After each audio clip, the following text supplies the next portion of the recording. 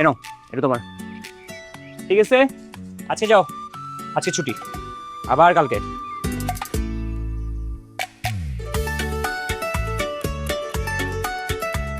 আবিদ, কিরে? তোর জন্য একটা খবর আছে।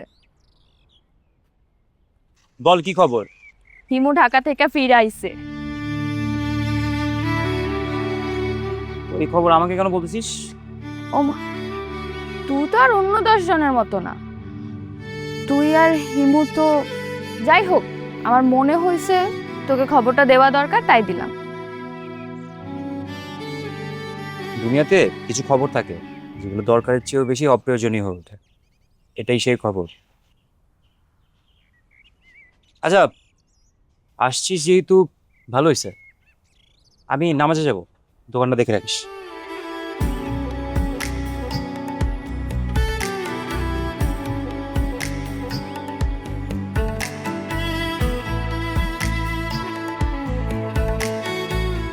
আরে চাচি আম্মা যে, আসসালামু আলাইকুম। ওয়ালাইকুম সালাম মা।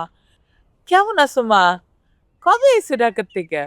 আমি ভালো আছি আলহামদুলিল্লাহ। আসছি 2-3 দিন হয়েছে চাচি আম্মা। ও আপনি কেমন আছেন চাচি আম্মা? আসি মা, আসি আলহামদুলিল্লাহ। হাতে কি বাজার, কই গেছিলেন বাজারে?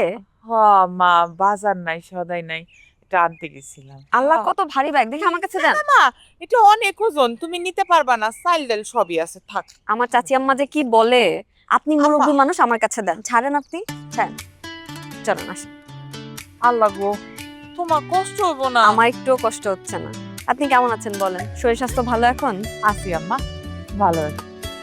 তোমার পড়ালেখা কেমন হইতেছে? আলহামদুলিল্লাহ চাচি আম্মা, ভালোই যাচ্ছে। কাকি এখন কয়দিন থাকবা? জি, আছি কয়েকদিন।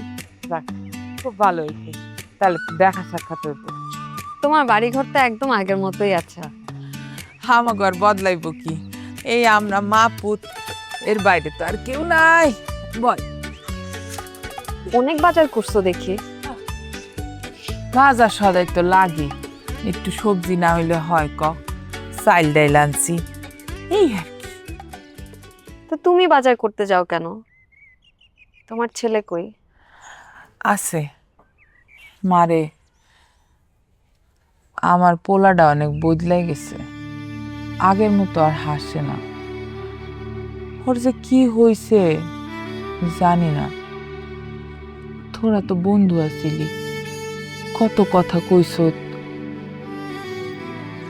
তুই যদি জানতে পারোস ওর কি হইছে আমার একটু কবি। আমি না খুব চিন্তায় আছি।